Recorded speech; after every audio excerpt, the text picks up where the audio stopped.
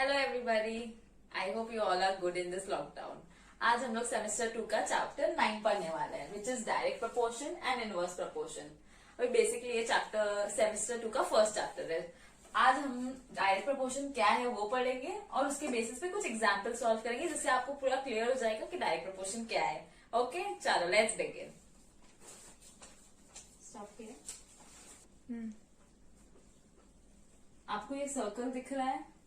अभी हम है ना इसमें एक डायमीटर बनाते हैं। आई होप आपको मालूम है डायमीटर क्या होता है। अगर आपको नहीं पता तो क्विकी बता देते हो क्या होता है डायमीटर। डायमीटर मतलब वो लाइन जो एक सर्कल के सेंटर से पास हो रही है और सर्कल के एजेस को टच हो रही है, that is called diameter. Okay, बहुत इजी है, आपको मालूम होगा ना, आपने पढ़ा होगा रेडियस क्या होता है। तो रेडियस का इंटू 2 इज डायमीटर। मतलब जैसे एग्जाम्पल देखो, ये रेडियस है, right? So this is called the diameter. मतलब 2 बार जब रेडियस हो जाते हैं तो उसको बोलते हैं डायमीटर। चलो अभी क्वेश्चन के यहाँ पे जाते हैं। तो जब हम इस सर्कल में एक डायमीटर बनाते हैं तो ये देखो, ये सर्कल कितने पार्ट्स में डिवाइड होता है? 1, 2, 2 हिस्सों में, राइट? तो जब हम एक डायमीटर बनाते हैं सर्कल का तो सर्कल कितने पार्ट्स में डिवाइड होता है? 2। वैसे ही अगर हम सर्कल में 2 डायमीटर बनाते हैं तो सर्कल कितने पार्ट्स में? अभी हमने कितने डायमीटर बनाए? 2, राइट? तो सर्कल कितने पार्ट्स में डिवाइड हो रहा है? 1, 2, 3 एंड 4। इजी। जब भी हम 3 डायमीटर्स बनाते हैं, 1, 2 और 3, कहीं पे भी बस सेंटर से पास होना चाहिए। 1, 2, 3, 4, 5 एंड 6। तो कितने डायमीटर्स बन रहे हैं? जब हम 3 डायमीटर से कितने हिस्सों में डिवाइड हो रहा है सर्कल? 6। और सिमिलरली वैसे ही अगर हम 4 डायमीटर से काटेंगे सर्कल को, 1, 2, 3 एंड 4, तो सर्कल डिवाइड होएगा 8 हिस्सों में। अभी आपको एक रिलेशनशिप दिख रहा होगा ये चारों सर्कल्स में। जब भी आप इनको कैंसिल करते हैं ना इनके सिंपलेस्ट फॉर्म में, तो देखिए क्या होता है। 2 1s are 2, 2 2s are 4। तो हमको यहाँ पे क्या मिल रहा है? 1:2। यहाँ पे भी देखिए 3 1s are 3, 3 2s are 6। Similarly 4 1s are 4 2s are। आपको दिख रहा है सबका रेशियो क्या आया इधर? 1:2, 1:2, 1:2। सबका रेशियो यहाँ पे कांस्टेंट है।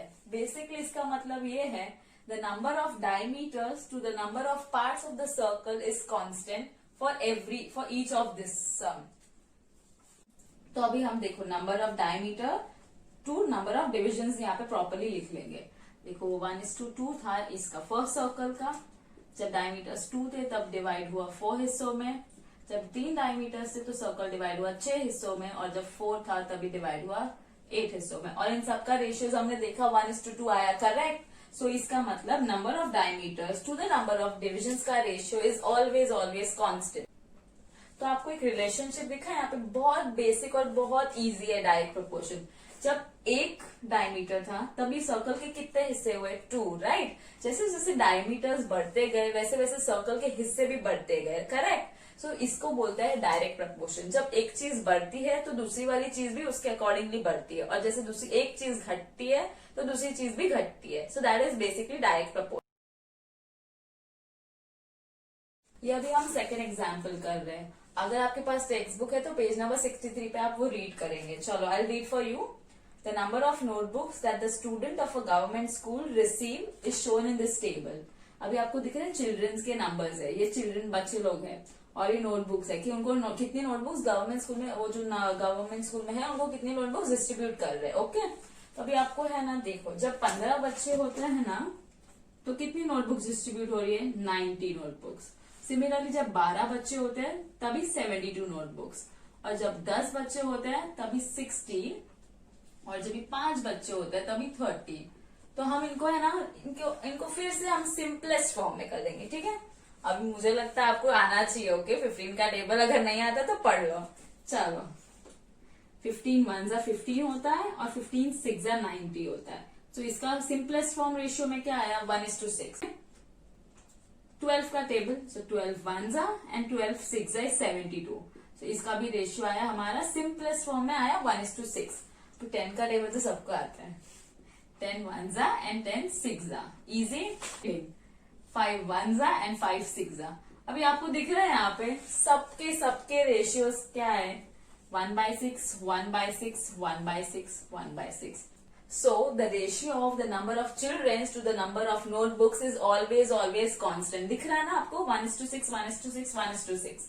ठीक है, अभी इस एग्जाम्पल में हमने बोला था ना डिक्रीज होएगा तो दूसरा वाला भी चीज डिक्रीज होएगा, तो यहाँ पे वही हो रहा है। देखो जब बच्चे लोग 15 थे तब 90 बुक्स डिस्ट्रीब्यूटेड है। अभी देखो बच्चे लोग किधर कैसे हुए, 15 से 12 हुए, 12 से 10 और 10 से 5, सो दे आर डिक्रीजिंग, राइट, उन लोग डिक्रीज हो रहा है। सिमिलरली देखो नोटबुक्स भी कितनी डिस्ट्रीब्यूट जो कर रहे थे वो भी देखो डिक्रीज हुए, 90, 72, 60, 63। तो this is basically direct proportion. जब एक चीज घटेगी तब दूसरी चीज भी घटेगी, और जब एक चीज राइज होएगी तो दूसरी चीज भी राइज होएगी। ओके, एंड अभी हमारा डायरेक्ट प्रोपोर्शन का कॉन्सेप्ट क्लियर है, और हमने 2 एग्जांपल्स भी देखे, राइट, एक सर्कल वाला डायमीटर वाला और दूसरा वाला चिल्ड्रन और नोटबुक्स वाला। अभी हम एक और एग्जाम्पल सॉल्व करेंगे जो है, I read that for you. If 10 pens cost 60 rupees, what is the cost of 13 pens? 10 pen का कितना है, 60 रुपीज है, तो 13 पेन का कितना होगा? अभी ये जो क्वेश्चन है ये आपको ये डायरेक्ट प्रपोर्शन है या नहीं आपको कैसे पता चलेगा? देखो कॉमन सेंस यूज करो। 10 पेन का अगर 60 है तो 13 पेन का कितना होगा? ज्यादा होगा या कम होगा? ज्यादा होगा या कम होगा? ज्यादा होगा ऑब्वियसली, राइट। अभी देखो 10 पेन से 13 पेन हुई, मतलब पेन क्या हुई, राइज हुई, तो इसका ₹60 है तो इसका पैसा राइज होगा या नहीं होगा? राइज होगा obviously, right. So this is an example of direct proportion. Okay, अभी हम इसको सॉल्व करेंगे। अब हम देखेंगे इसको कैसे सॉल्व करने का, बहुत बेसिक और बहुत इजी है।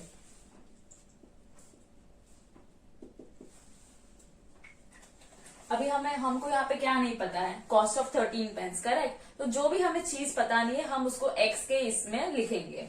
देखो, so will let the cost of 13 pens be ₹X।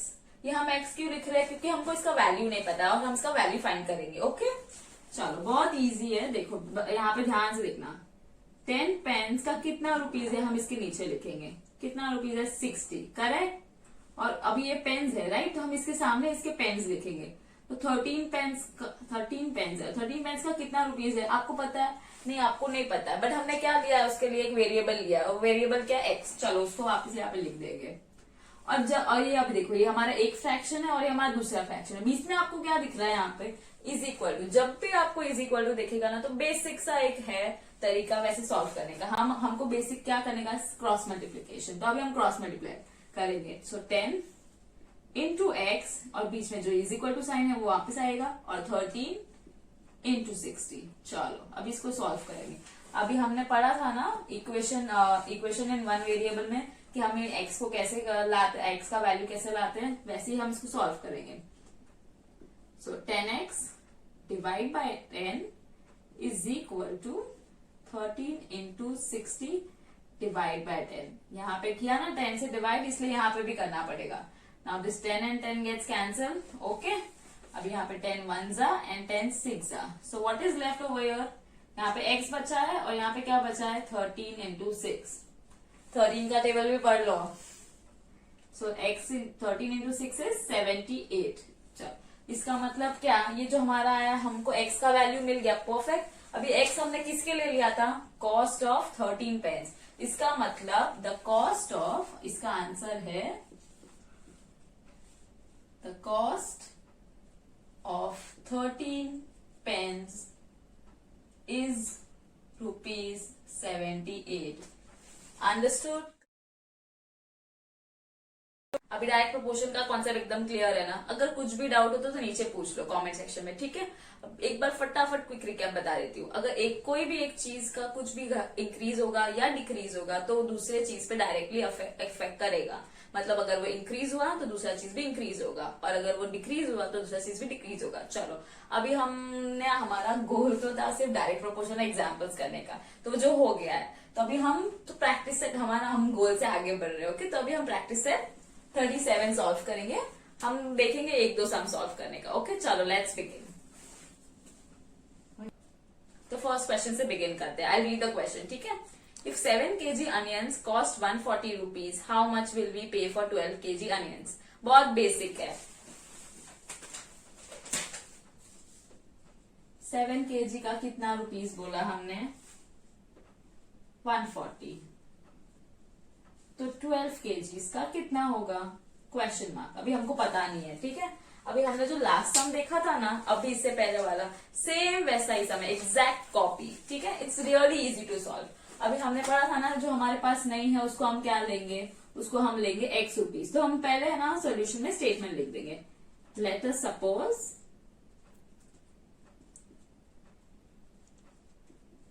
The cost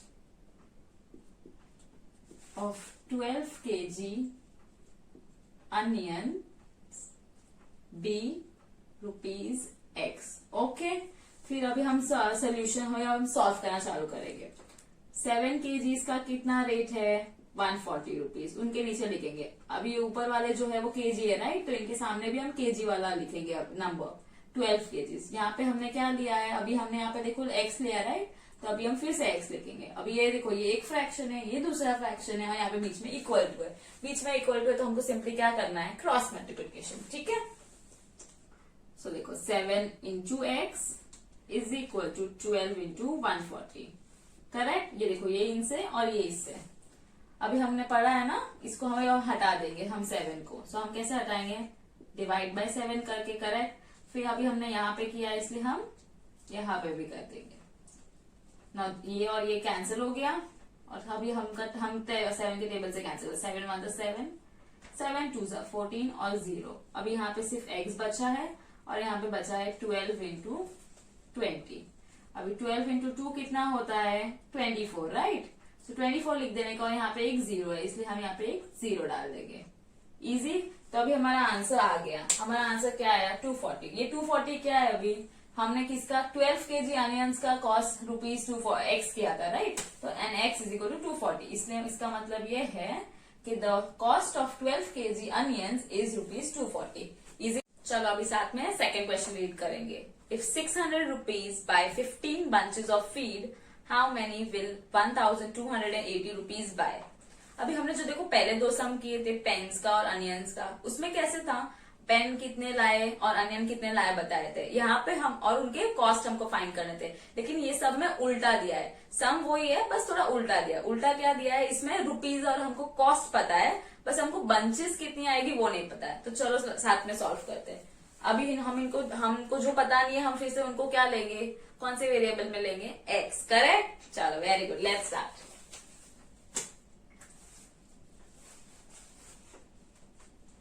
Let the number of bunches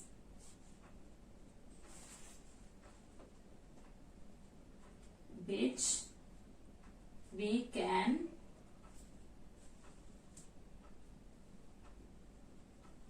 buy from rupees 1280 be x। Okay, अभी रुपीज x नहीं लिखेंगे, हाँ, क्योंकि ये बंचेस है बेटा, तो सिर्फ x लिखेंगे। सिमिलरली सेम सम वैसे ही सॉल्व करना। देखो 600 रुपीज है, करेक्ट। अभी पहले देखो, हमने जो सम्स किए थे उसमें अनियन के केजीज ऊपर लिख दिए थे, पेन के नंबर लिख दिए थे ऊपर। अभी हम रुपीज लिख रहे हैं, कुछ फर्क नहीं पड़ रहा है, आप वो ऊपर लिखो या ये ऊपर लिखो। ओके, आंसर आपका वही आने वाला है। चलो अभी सॉल्व करते हैं। 600 रुपीज लिखा, 600 रुपीज कितने बंचेस का है, 15 बंचेस। और सिमिलरली अभी हमारे पास ये ऊपर हमने क्या लिखा है, रुपीज लिखा है, राइट। तो हम इसके सामने जो अमाउंट लिखेंगे वो भी रुपीज ही होना चाहिए, तो दैट इज 1280। अभी हमने बंचेस के लिए क्या लिया है, एक्स लिया है, करेक्ट। तो हम वापस एक्स लिख देंगे, और हमारा सेम वही बेसिक मल्टीप्लीकेशन। चलो सॉल्व करते हैं। 600 into x is equal to 1280 into 50। Okay, फिर से हम x को अकेला करेंगे, और वो कैसे करेंगे, 600x divide by 600 is equal to 1280 into 15 divide by 600। अब यहाँ और यहाँ और कैंसिल हो जाएगा, यहाँ पे सिर्फ x रहेगा। अब यहाँ पे एक 1 0 एक और 0 हम कैंसिल कर सकते हैं। अभी 15 का टेबल हमको आता है, इसलिए 15 1 जा, 15 4 जा, करेक्ट। चलो तो अभी हम यहाँ पे हमारा क्या बचा है, यहाँ पे 128 डिवाइड बाय। अगर आपको कैलकुलेशंस नहीं समझ में आया तो आप थोड़ा वीडियो को रिमाइंड करके एक बार फिर से देख लो, समझ में आ जाएगा। अभी हमारा पार्ट ये वाला बचा है, ठीक है। तो अभी हम डिवाइड करेंगे, 4 1 जा 4, ये 4 3 जा 12, अभी 8 बच गया तो 4 2 जा 8, तो x इज इक्वल टू क्या आया 32। अब ये जो हमारे पास 32 आया ये क्या है, 32 क्या है, बंचेस है, जो हम bunches of feed, 32 bunches of feed buy कर सकते हैं कितने रुपीज से। ये I hope you have understood all the sums that I've just shown. If you have any doubts, then comment below. And yeah, if there are any questions which you want me to solve, then comment that as well. Thank you. If you like my tutorial, then please like and subscribe. And I'll post more tutorial as soon as possible. Thank you once again.